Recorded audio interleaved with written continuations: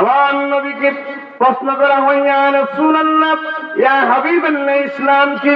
নবীজি আমার জবাব দিচ্ছেন, ক্বালাল ইসলামু আন তাশহাদা আল্লা ইলাহা ইল্লাল্লাহ ওয়া আন্না মুহাম্মাদার রাসূলুল্লাহ।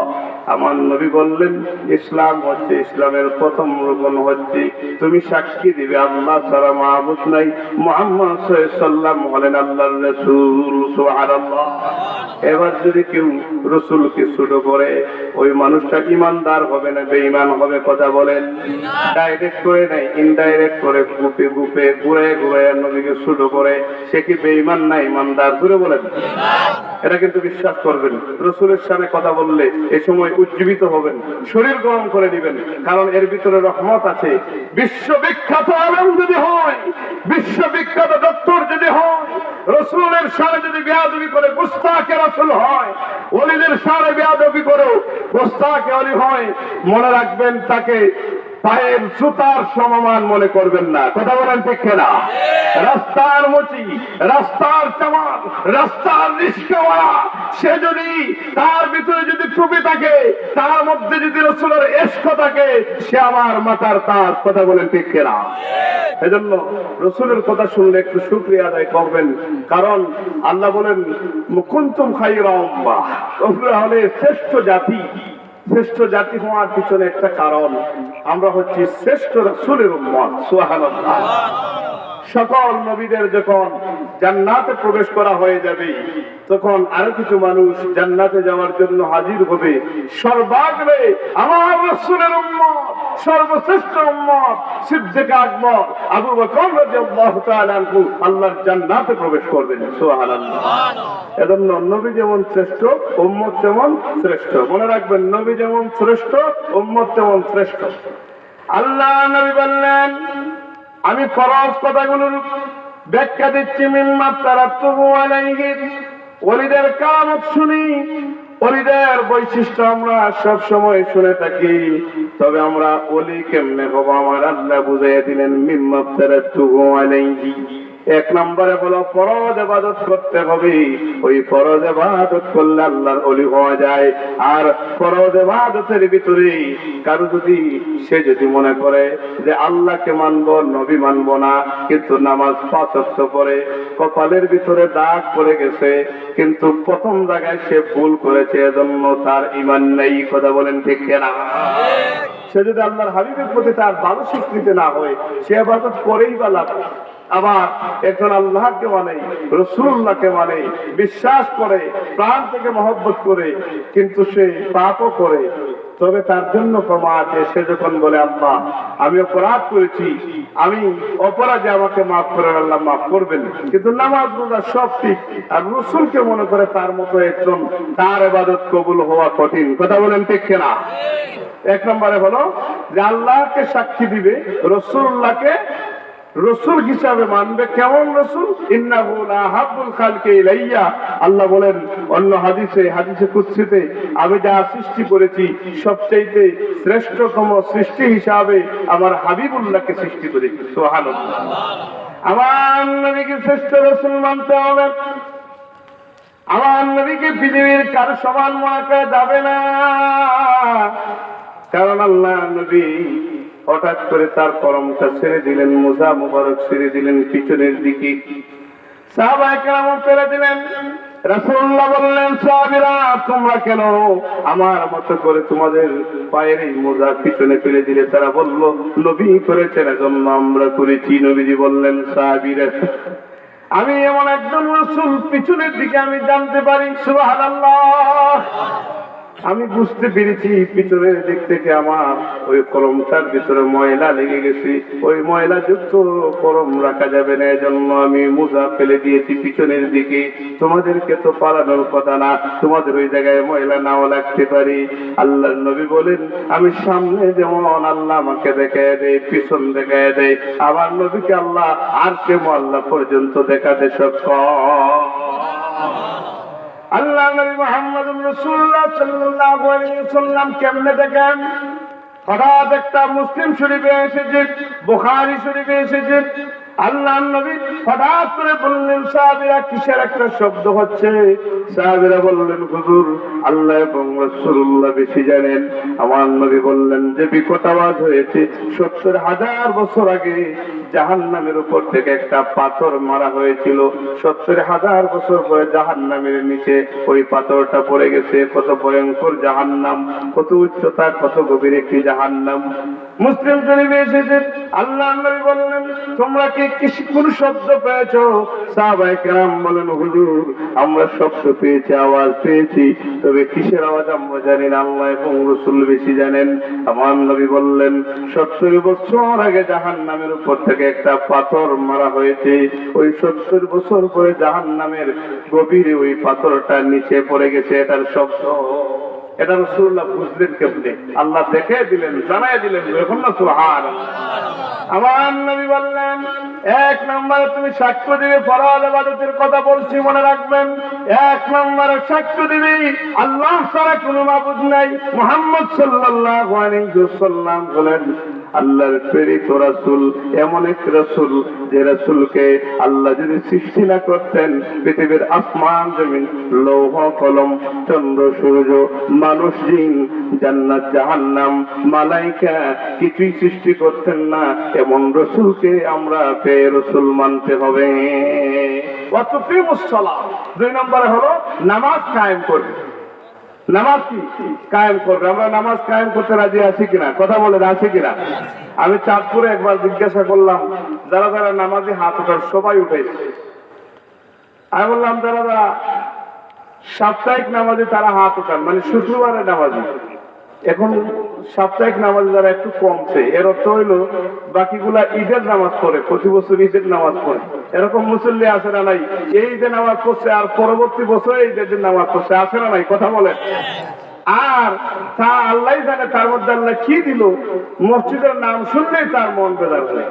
অথবা যদি ঘরের মহিলা যদি মসজিদে যাও, সবাই গেছে, কোন রকম যাবে, আর আয়েই বহা শুরু করবে, এই তুই মসজিদে দিছো, এতক্ষণ ইমাম সাহেব ওয়াজ করছে, এত লম্বা খুতবা দিচ্ছে, আজকে আমার কাম নেই শেষ। এরকম মুসল্লি আছে না নাই? তো পরে আমি জিজ্ঞাসা করলাম, যারা 5 ওয়াক্ত নামাজি, 5 ওয়াক্ত নামাজ পড়েন, ঘরে পড়েন, বাইরে পড়েন, মসজিদে পড়েন, বন্দরে পড়েন, হাত ওঠান, এখন আস্তে আস্তে 5 থেকে 7 জন হাত দেয়া এলো যে হুজুর আমরাই পড়ি। এতে বোঝা যায় আমরা নামাজি হই নাই। কথা বলেন ঠিক কিনা? নামাজ কায়েম করা কি? নামাজের ভিতরে ফরজ, ওয়াজিব, সুন্নত, মুস্তাহাব এগুলো জেনে নামাজ পড়া। তাহলে আপনার নামাজ দেখে দেখে আরেকজন নামাজি হবে, আপনার নামাজ দেখে দেখে শিখতে শিখতে সে আল্লাহওয়ালা হয়ে যাবে। সুবহানাল্লাহ। ওয়া তুকিমুস সালাতা ওয়া তুতিয়াজ যাকাতা, 3 নম্বরে হলো যাকাত দিবেন। যাকাত ফরজ হয়ে গেলে যাকাত দেওয়া কি? কারো যদি 1 লক্ষ টাকা 1 বছর পর্যন্ত ঘরের ভিতরে থাকে, 1 বছর অতিক্রম করার 1 দিন আগে যদি খরচ হয়ে যায়, যাকাত ওয়াজিব না। কথা বুঝেন কিনা? 1 লক্ষ টাকা, উদাহরণ দিচ্ছি আমি, 1 লক্ষ টাকা আছে তার, 1 বছর অতিক্রম করার 1 দিন আগে ওই টাকাটা তার ভাঙ্গা পড়লো, খরচ হয়ে গেল, এই টাকার উপরে যাকাত নেই। তবে যদি 1 বছর হয়ে যায়, ওই 1 লক্ষ টাকা তার খাওয়ান, পোশাক, পরিচ্ছদ, ঘরের ভিতরে ডেক ডেকছি, এগুলোর যাকাত নাই। মনে রাখবেন, পালন করছে, পালনের জন্য এটার জন্য কি যাকাত নাই। এটা নিত্য প্রয়োজনীয় জিনিস ছাড়া যাকাতের মানে খরচ হওয়ার জন্য মানে 7.5 তোলা স্বর্ণ অথবা 52.5 তোলা রূপার হিসাব করবেন। 52.5 তোলা রূপার দাম কত? হয়তো 52 অথবা 55 অথবা 60,000 টাকা। এই 60,000-এর উপরে যদি বরণ পোষণ ছাড়া, গড়ের খাওয়ান ছাড়া 1 বছর থাকে, তাহলে তার উপর যাকাত ফরজ। আর কোন ব্যক্তি যদি ওই 1 লক্ষর হিসাবে যদি 2,500 টাকা যাকাত না দেয়, তাহলে তার 2,500 টাকা না দিয়ে 2,400 টাকা যাকাত দিল। রইছে কত? 100। অথবা 2,499 টাকা যাকাত দিল, রইছে কত? কথা বলেন, কয় টাকা? 1 টাকা। তার যাকাত বাতিল বাতিল বাতিল। কারণ কি? ওই যে আরো 1 টাকা আছে, এই টাকা সে দেয় নেই। এজন্য যাকাতের হিসাব আমাদের দেশে সুদের হিসাব ভালো জানে। কথা বলেন ঠিক কিনা? সুদের হিসাব কি ভালো জানেন। আপনি আল্লাহ মাফ করুক, আপনি কারো কাছ থেকে 1,000 টাকা আনবেন, মানে এই নিয়তে আনবেন যে আল্লাহ আমি গুনার জন্য আনছি না, তাকে পরীক্ষা করব। দেখবেন এই 1,000 টাকা 1 বছরে কেমন বাড়ে। আর সে জীবনে স্কুলের দ্বারে কাছেও যায় নাই, কিন্তু এই হিসাবটা তার চূড়ান্ত হিসাব তার ব্রেইনে আছে। কিন্তু মুসলমান দুঃখিত, হিসাব থাকার কথা ছিল আল্লাহ আমার কাছে কি চায়, আল্লাহ আমার কাছে কি পায়, এই অংশ থেকে আমাকে যা দিয়েছেন এর থেকে একটা অংশ আমার আল্লাহকে দিতে হবে, আল্লাহর ওয়াস্তে দিতে হবে। এই অংশ আমরা ভুলে গেছি। কথা বলেন ঠিক কিনা? আমরা সারা বিশ্বে নির্যাতিত হচ্ছি, লাঞ্ছিত হচ্ছি, বঞ্চিত হচ্ছি, অপমানিত হচ্ছি। এগুলোর পিছনে কারণ আছে না নাই? আলোচনা বলেন আছে না নাই? ইসলামের রোকন থেকে আমরা সরে গিয়েছি, রাসূলুল্লাহর আদর্শ থেকে আমাদের জীবনকে পৃথক করে দিয়েছি। এজন্য আল্লাহ আমাদেরকে সাথ দিচ্ছেন না, আল্লাহ আমাদেরকে পরীক্ষা করছেন।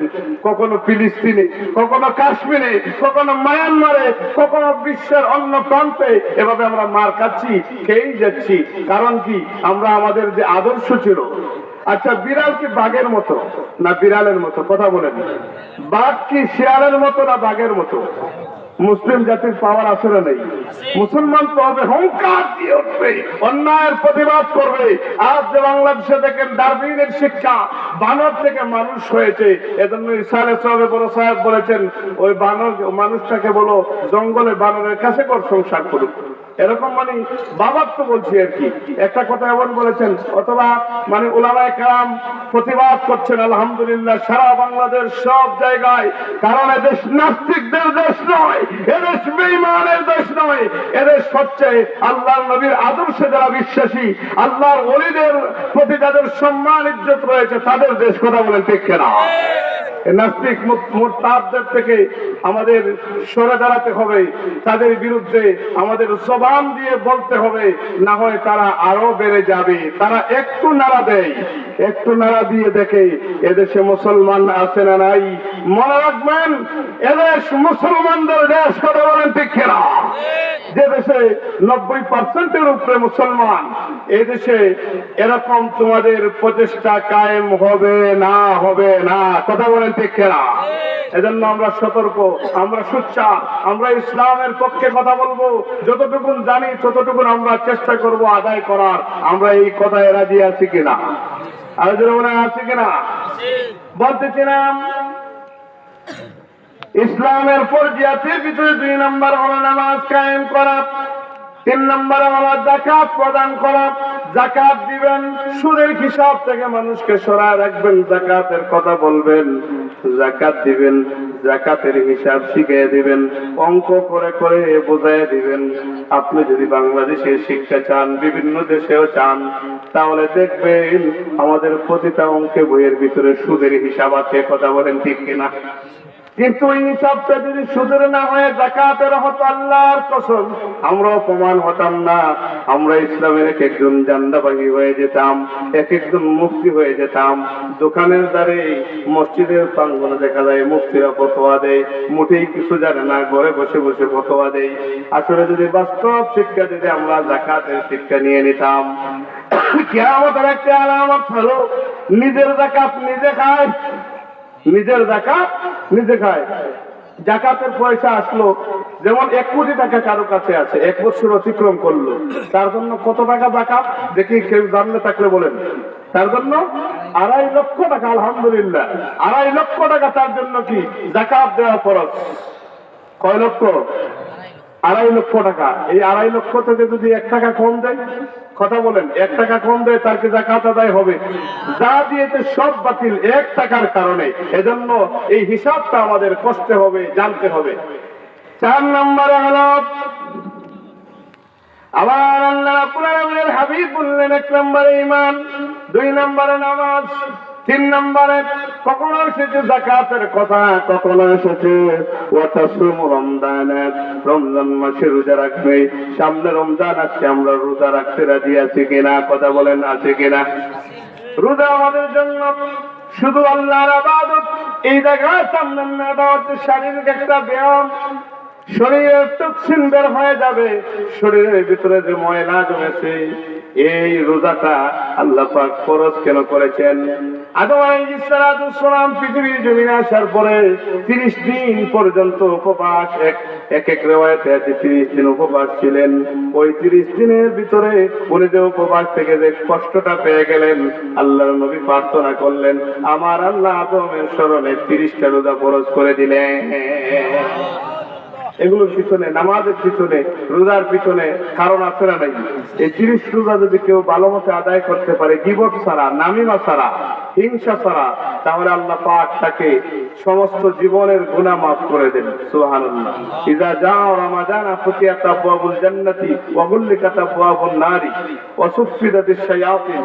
জান্নাত খুলবেন, জাহান্নাম বন্ধ করবেন, শয়তানকে বন্দী করে রাখবেন। সুবহানাল্লাহ। এরপরে যাদের উপর হজ ফরজ তারা হজ আদায় করবে না। ফরজিয়াত এগুলো হচ্ছে ফরজ ইবাদত। মনে আছে না নাই? আল্লাহর ওলি হওয়ার জন্য 1 নম্বরে কোন ইবাদত? জুড়ে বলেন, কোন ইবাদত? ফরজ ইবাদত 1 নম্বরে। ওই 1 নম্বরে ফরজ ইবাদতের ভিতরে আমরা কথা বলছি।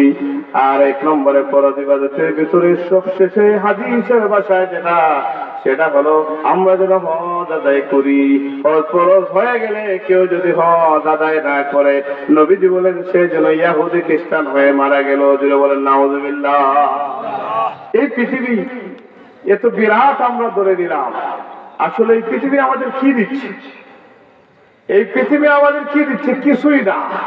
এই পৃথিবী আমাদেরকে মাটি খনন করে একটা জায়গা দিচ্ছে, আমার বুকে এসেছো, আমার বুকেই থেকে যাও, আমি চাপ দিয়ে বসে থাকলাম।